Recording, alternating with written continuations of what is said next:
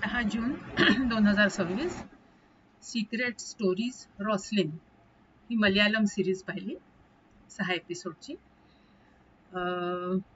एकदम म्हणजे सुंदर सस्पेन्स आहे आणि खूप आपल्याला असं वाटत असते की अरे हाच आहे किंवा असंच असेल तसंच असेल.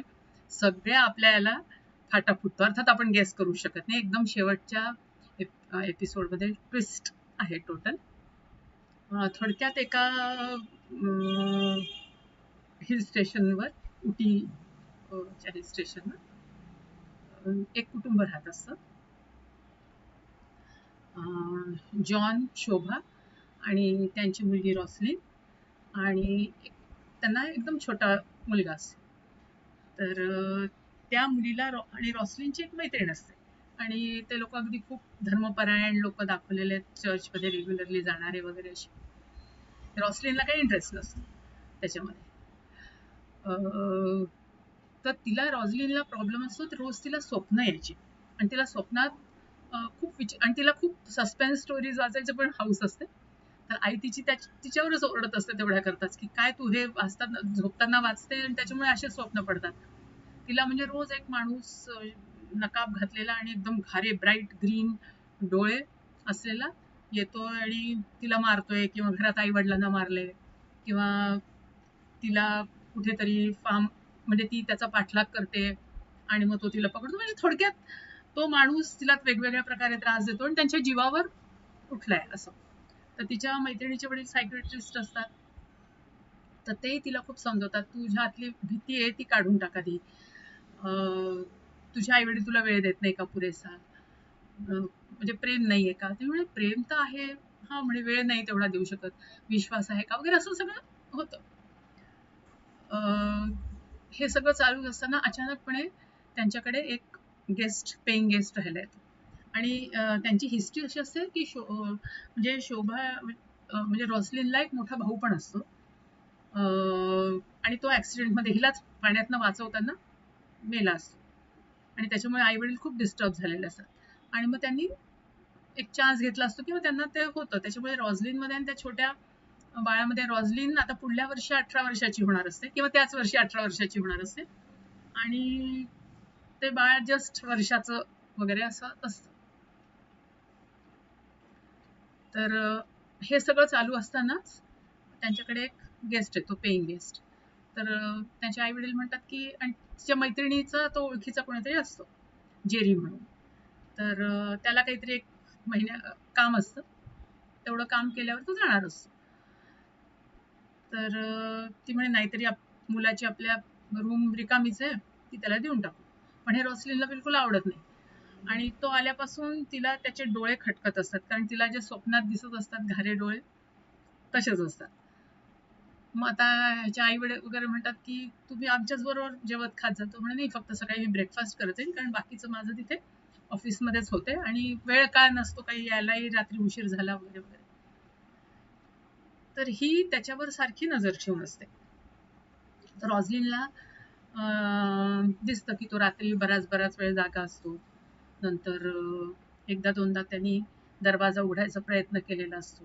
त्याच्या खोलीचं बाहेरून जो त्यांच्या घराच्या साईडला उघडत असतं ते लॉक केलेलं असतं, म्हणजे त्याला एंट्री जायला यायला बाहेरून ठेवलेली असते.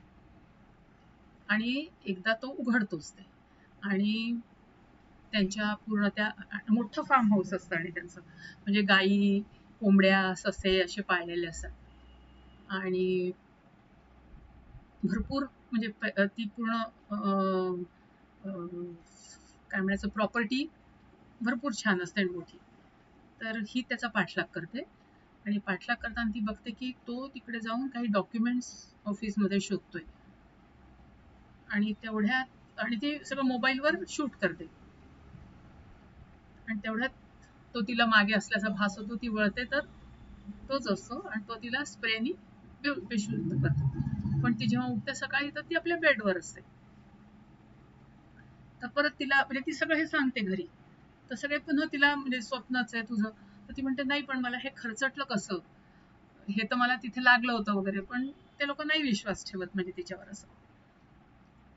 मग एकदा असंच हा गेला असतो आणि आई पण कुठे बाहेर गेली असते, तर ती त्याच्या रूम मध्ये शिरते आणि सर्च करते, तर त्याचं एक आय कार्ड सापडतं. त्याच्यात त्याचं नाव जरा वेगळं असतं. मग ही त्याला मैत्रिणीला फोन करून विचारते, तर ती म्हणते हा हा जेरीचं नाव, हा हेच आहे हेच आहे. मग ती त्याच्या ऑफिसमध्ये पण पोचते चौकशी करायला, तर तो नसतो, पण अचानक बाहेरच सापडतो. तर ते पण ते हे करते की म्हणजे मी तुझ्याकरता डबा घेऊन आली होती. म्हणजे थोडक्यात ते लोक सगळ्या प्रकारे इन्क्वायरी करतात, पण काही कुठे तसं शख्स दिसत नाही. मग एक दिवस म्हणजे त्या मग तिचा तो महिना येतो की ती 18 वर्षाची होते. मग सगळं सेलिब्रेशन वगैरे करतात. मग आई म्हणते, आणि आईनी सांगितलं असतं की तू 18 वर्ष झाली की तुला मोबाईल आणि तू ड्रायव्हिंग शिकली की स्कूटी तुला मिळणार. पण मग वडील म्हणतात तुझी सगळी प्रॉपर्टी, आपली ही सगळी प्रॉपर्टी आम्ही तुझ्या नावावर करणार आहे, असं वगैरे सगळं सेलिब्रेशन होते, सगळं होते. मग त्याच दरम्यान 1-2 दिवसांनी त्या मुलाचा, म्हणजे जो त्यांचा मुलगा मेला असतो त्याचं मृत्यू तिथी असते. तर हे लोक सगळे तिथे त्या ग्रेव्हयार्डवर जातात, प्रे करतात वगैरे आणि येतात. तर येता येता वडील म्हणतात की मी जरा येतो थोड्या वेळाने, तुम्ही पुढे व्हा. आणि ते येतात. मग नंतर जेवतात वगैरे.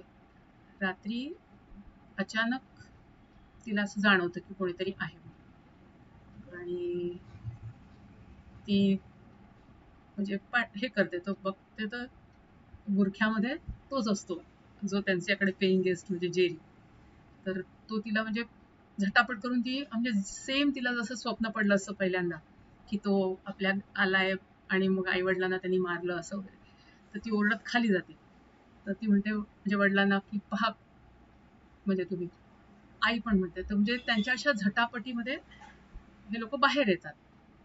तर बाहेर आल्यावर त्या जेरीला वडील आणि एक जण अजून माणूस असतो, तो मारायचा प्रयत्न करतो. पण मग तेवढ्यात आई आणि ही पण बाहेर येते. तर त्यांच्याकडे एक जो काम करणारा असतो गार्डन मध्ये, प्रॉपर्टी मध्ये, तर तो पण आईशी झटापट करत असतो. आणि मग असं होता होता सगळेच बाहेर येतात ह्याच्यामध्ये. तर तेवढ्यात ती बिलगते आईला की आई काय चाललंय हे असं करून. तर आई तिला जोरात वडिलांकडे ढकलते आणि वडील तिला जोरात त्या एका दुसऱ्या माणसाकडे ढकलतात. मग म्हणजे ते लोक मारणार तिला, रॉसलिनला. तेवढ्यात हा जो जेरी त्यांच्याकडे पेईंग गेस्ट असतो, तो शूट करून त्या माणसाला मारतो.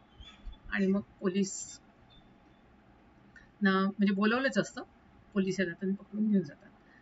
तर असं असतं की हे जी शोभा आणि जो जॉन असतो ते फार पूर्वी एका